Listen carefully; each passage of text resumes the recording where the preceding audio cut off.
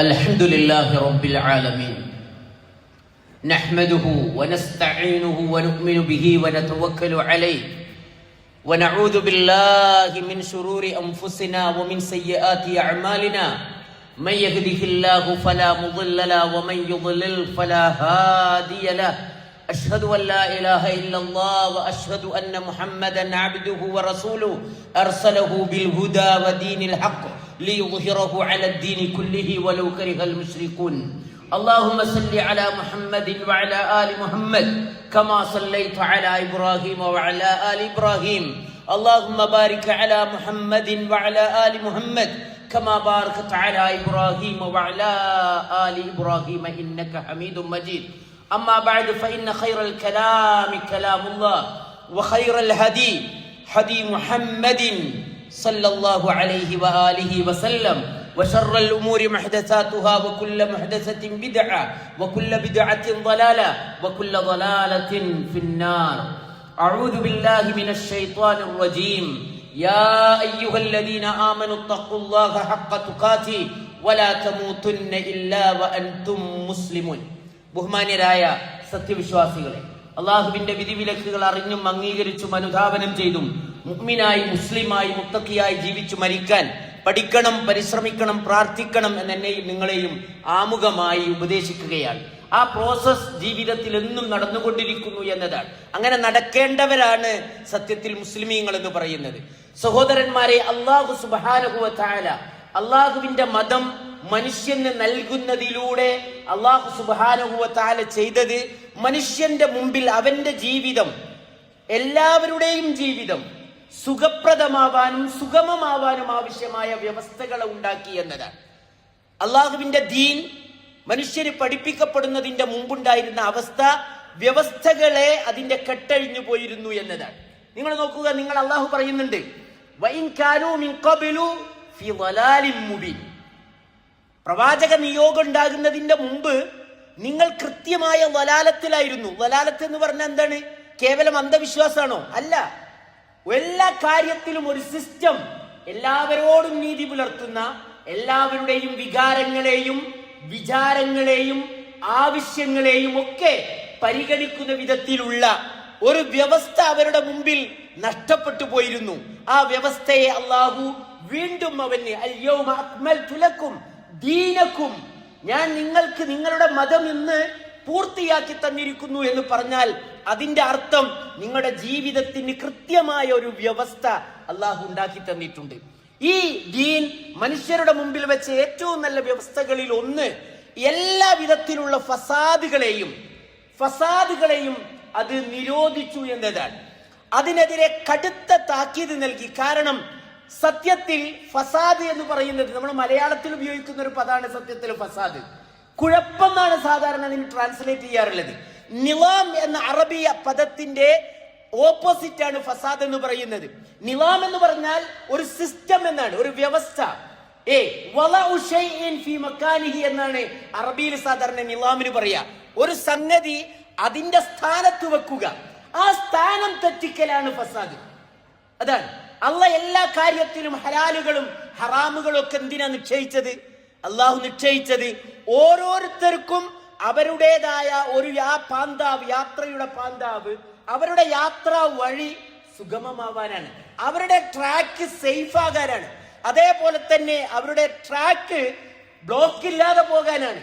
അവിടെ നമ്മളുടെ ഒരു ആവശ്യത്തിന് വേണ്ടി ആ വ്യവസ്ഥ തെറ്റിക്കുമ്പോൾ ഉണ്ടാകുന്നത് മറ്റുള്ളവരുടെ ആ ഫ്ലോ നമ്മൾ തടയുന്നു എന്നതാണ്. അതുകൊണ്ടാണ് ഇസ്ലാം എല്ലാ വിധത്തിലുള്ള ഫസാദിനെയും നിരോധിച്ചത്. അല്ലാഹു പറഞ്ഞു വലാ തുഫ്സിദു ഫിൽ അർളി ബഅദ ഇസ്ലാഹിഹാ. അതെ, ദീൻ എന്ന ഇസ്ലാഹ് മുഖേന അള്ളാഹു നന്നാക്കിയെടുത്തൊരു സാധനം, അതിനുശേഷം നിങ്ങൾ അതിനെ കുഴപ്പത്തിലാക്കാൻ പാടില്ല. അതേപോലെ തന്നെ ഇന്നല്ലാഹു വല്ലാഹു ലാ യുഹിബ്ബുൽ ഫസാദ്, അള്ളാഹു ഒരിക്കലും ഈ ഫസാദിനെ ഇഷ്ടപ്പെടുന്നില്ല. അള്ളാഹ് വെച്ച ഒരു വ്യവസ്ഥയെ തെറ്റിക്കുക, അള്ളാഹ് വെച്ച അനന്തരാവകാശ നിയമം, അള്ളാഹ് വെച്ച തീറ്റയുടെയും കുടിയുടെയും ഒക്കെ പരിധികളും പരിമിതികളും, കുടുംബജീവിതത്തിന്റെ പരിമിതികൾ, ഹാക്കിമും മഹ്കൂമും തമ്മിലുള്ള ബന്ധം, ഭരണാധികാരിയും ഭരണീയരും തമ്മിലുള്ള ബന്ധം, തൊഴിലാളിയും മുതലാളിയും തമ്മിലുള്ള ബന്ധം, എല്ലാ മേഖലകളിലും അള്ളാഹു ഒരു നിവാം ഉണ്ടാക്കിയിട്ടുണ്ട്. ആ നിവാമാണ് അള്ളാഹുവിന്റെ ദീൻ. അത് തെറ്റിക്കുന്ന ആളുകൾക്ക് അള്ളാഹു പറയുന്നു അള്ളാഹുവിന്റെ ശാപം അവർക്കുണ്ടാകുമെന്നതാണ്. നമ്മളുടെ ഒരു താൽക്കാലിക ആവശ്യത്തിന് വേണ്ടി, അതല്ലെങ്കിൽ നമ്മളുടെ ഒരു ആവശ്യം പെട്ടെന്ന് നടക്കാൻ വേണ്ടി ആ വഴി നമ്മൾ തെറ്റിക്കുകയാണെങ്കിൽ അവർക്ക് അള്ളാഹുവിന്റെ ശാപം ഉണ്ടാകുമെന്നതാണ്. അള്ളാഹു പറയുന്നു വല്ലദീന യൻഖുദൂന അഹദല്ലാഹി മിൻ ബഅദി മീസാഖിഹി വയഖ്തഊന മാ അമറല്ലാഹു ബിഹി അൻ യൂസൽ വയുഫ്സിദൂന ഫിൽ അർദ്. ഭൂമിയിൽ കുഴപ്പമുണ്ടാക്കുന്ന, ഫസാദ് ഉണ്ടാക്കുന്ന ആളുകൾ ഉലൈക ലഹുമുൽ ലഅനതു വലഹും സൂഉദ്ദാർ. അവർക്ക് അള്ളാഹുവിന്റെ ശാപമുണ്ട്, അവർക്ക് മോശമായ അഭയസ്ഥാനമുണ്ട്. എന്തേ കാരണം? അവർ അള്ളാഹുവിന്റെ അവകാശത്തെയാണ് തെറ്റിച്ചിരിക്കുന്നത് എന്നതാണ്. എന്തിനാണ് ഇങ്ങനെ പറഞ്ഞത് സഹോദരന്മാരെ? ഏത് കാര്യത്തിൽ എടുത്തു നോക്കിയാലും അള്ളാഹു നിർത്തിയിടത്ത് നിർത്തലാണ് ആ വ്യവസ്ഥ. ഉദാഹരണത്തിന് മനുഷ്യന്റെ അഖീദ, വിശ്വാസപരമായ കാര്യങ്ങൾ, അതിൽ ഫസാദ് ഉണ്ടാക്കുന്ന ആളുകൾ, അള്ളാഹു പഠിപ്പിക്കാത്തത്, അള്ളാഹു പുണ്യകരമായി പറഞ്ഞു തരാത്തത്, അള്ളാഹു വിശ്വാസപരമായോ ആരാധനാപരമായിട്ടോ പ്രവാചകന്മാർ മുഖേന പഠിപ്പിച്ചിട്ടില്ലാത്തത് ജനങ്ങളുടെ മുമ്പിൽ ഭയങ്കര പുണ്യകരമായി അവതരിപ്പിക്കുക, അതൊരു ഫസാദാണ്. മനുഷ്യന്റെ ബുദ്ധിയെ കേടുവരുത്തുക, ആളുകൾക്കിടയിൽ തൽബീസ് ഉണ്ടാക്കുക. ഇതേപോലെ ഭൂമിയിൽ ഏറ്റവും വലിയ ഫസാദാണ് സാമ്പത്തികമായ മേഖലയിൽ ഉണ്ടാക്കുന്ന ഫസാദ്. അല്ലാഹ് എല്ലാ വകുപ്പിനും സാമ്പത്തികമായ ഒരു കൃത്യമായ ഒരു വ്യവസ്ഥ ഉണ്ടാക്കി വെച്ചിട്ടുണ്ട്. മാല് അള്ളാഹുവിൻ്റെതാണ്. റസഖ്നാക്കും എന്നാണ് അള്ളാഹു ഉപയോഗിച്ചത്. നാം നൽകിയതിൽ നിന്ന് നിങ്ങൾ ചെലവഴിക്കുക. അള്ളാഹു നൽകിയതാണ്. നമ്മളുടെ ആവശ്യത്തിനായാലും ദാനധർമ്മങ്ങളായാലും എല്ലാം അള്ളാഹുവിന്റെ മാലാണ്. നമ്മൾ വരുമ്പോ ഫ്രീ ഹാൻഡ് ആയിട്ടാ വന്നത്, നമ്മൾ പോകുമ്പോൾ അങ്ങനെ തന്നെയാണ്. അതിന്റെ ഇടയിൽ നമ്മുടെ കയ്യിൽ അള്ളാഹ് ചിലത് വെച്ചു തരും.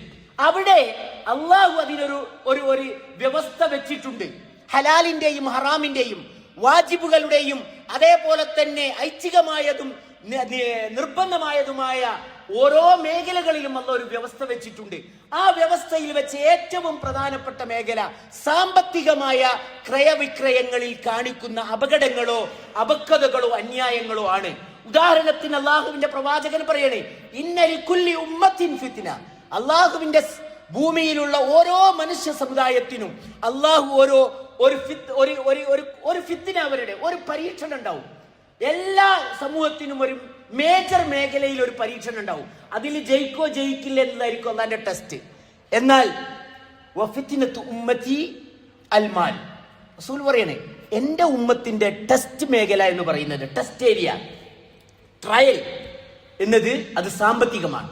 സാമ്പത്തിക മേഖലകളെ നോക്കി ദീനുള്ള ആളുകൾ പോലും സാമ്പത്തിക മേഖല അള്ളാഹുവിന്റെ ഹലാലും ഹറാമും പരിഗണിച്ച് നിലനിർത്തുന്നതിൽ ഭൂരിപക്ഷ ആളുകളും പരാജയപ്പെട്ടു പോകുന്നു. എന്താ കാരണം? അതാണ് ഫിത്ന. ആ ഫിത്നയെ ഭയപ്പെടണം. ഉദാഹരണത്തിന് നമ്മുടെ നാട്ടിൽ ആളുകൾക്കിടയിൽ കൈക്കൂലി വർദ്ധിക്കുന്നു.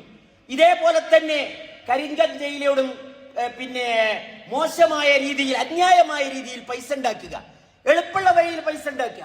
ഈ കാര്യത്തിൽ വളരെയേറെ കടുത്ത നിലപാടാണ് അല്ലാഹു സുബ്ഹാനഹു വ തആല മനുഷ്യന് വെച്ചത്. ലഅന റസൂലുള്ളാഹി സ്വല്ലല്ലാഹു അലൈഹി വസല്ലം അർറാശി വൽ മുർതശി. കൈക്കൂലി കൊടുക്കുന്നവനും കൈക്കൂലി വാങ്ങുന്നവരും അല്ലാഹു സുബ്ഹാനഹു വ തആല ശപിച്ചിരിക്കുന്നു. സഹോദരന്മാരെ, ഈ അർത്ഥത്തിലുള്ള പല രീതിയിലുള്ള സാമ്പത്തിക അന്യായങ്ങളും മുസ്ലിമീങ്ങൾക്കിടയിൽ നടക്കുന്നുണ്ട്. സാമ്പത്തിക ബലം ഇന്ന് നിങ്ങൾ വായിക്കുന്നുണ്ടാവും. നമ്മുടെ കുവൈത്തിൽ തന്നെ കണ്ടമാനം ചെക്കിങ്ങുകൾ നടക്കുകയാണ്. എവിടെ? ഭക്ഷണം ഉണ്ടാക്കുന്ന സ്ഥലങ്ങളിൽ, ബക്കാലകളിൽ, പിന്നെ ഫുഡ് പിന്നെ ഭക്ഷണ വിതരണ മേഖലകളിൽ എത്ര മോശമായ, യാതൊരു വിധത്തിലുള്ള നിയമങ്ങളും പാലിക്കാത്ത, ആരോഗ്യത്തിന് പൂർണ്ണമായ ഹാനികരമായ വിധത്തിൽ ഡേറ്റ് കഴിഞ്ഞ സാധനങ്ങൾ, ക്വാളിറ്റി നശിച്ചുപോയ സാധനങ്ങൾ എല്ലാം മനുഷ്യരെ കൊണ്ട് തീറ്റിക്കുന്നു. ഇതൊക്കെ ആരാണ് ഇതിന്റെ പിന്നിൽ? പള്ളിയിൽ വരാത്ത ആളുകളാണോ? അല്ല. പലപ്പോഴും ഇതിന്റെ ഒക്കെ നടുവിലുള്ളത് പള്ളിയും പള്ളിക്കൂടവും ഒക്കെ ഒരുപോലെ കൊണ്ടുപോകുന്ന ആളുകളാണ്. എന്താണ് അള്ളാഹുവിന് ഒരു വക്കാറത്ത് കാണിക്കാത്തതെന്ന ചോദ്യം ഇതിലേക്ക് ചേർത്തു വെക്കേണ്ടതാണ്. സഹോദരന്മാരെ, അല്ലാഹു സുബ്ഹാനഹു വ തആല നമുക്കിടയിൽ എത്ര വലിയ പരീക്ഷണങ്ങൾ ഉണ്ടെങ്കിലും, എന്തെല്ലാം പ്രയാസങ്ങളിലൂടെ നമ്മൾ പോകുന്നുണ്ടെങ്കിലും ആ പ്രയാസങ്ങളുടെയൊക്കെ പ്രധാന കാരണങ്ങളിൽ ഒന്ന് നമ്മൾ തന്നെ അള്ളാഹു വെച്ച വ്യവസ്ഥകളെ തെറ്റിക്കുന്നത് കൊണ്ടാണ്.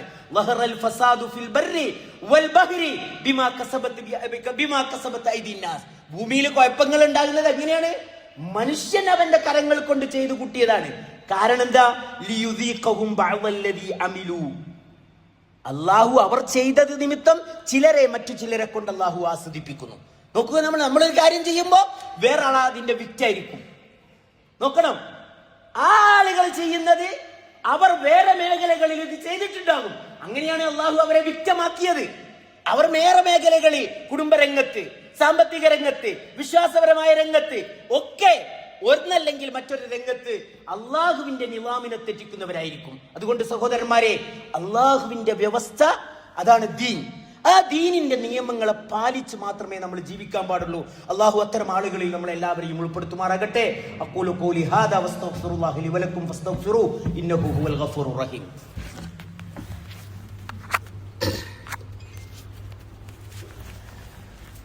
അൽഹംദുലില്ലാഹ് വസ്സലാത്തു വസ്സലാമു അലാ അഷ്റഫിൽ മുർസലീൻ വഅലാ ആലിഹി വസഹ്ബിഹി അജ്മഈൻ. അമ്മാ ബഅദ്. اشرح لي صدري ويسر لي امري واحلل عقدة من لساني يفقهوا قولي. اعوذ بالله من الشيطان الرجيم. بسم الله الرحمن الرحيم.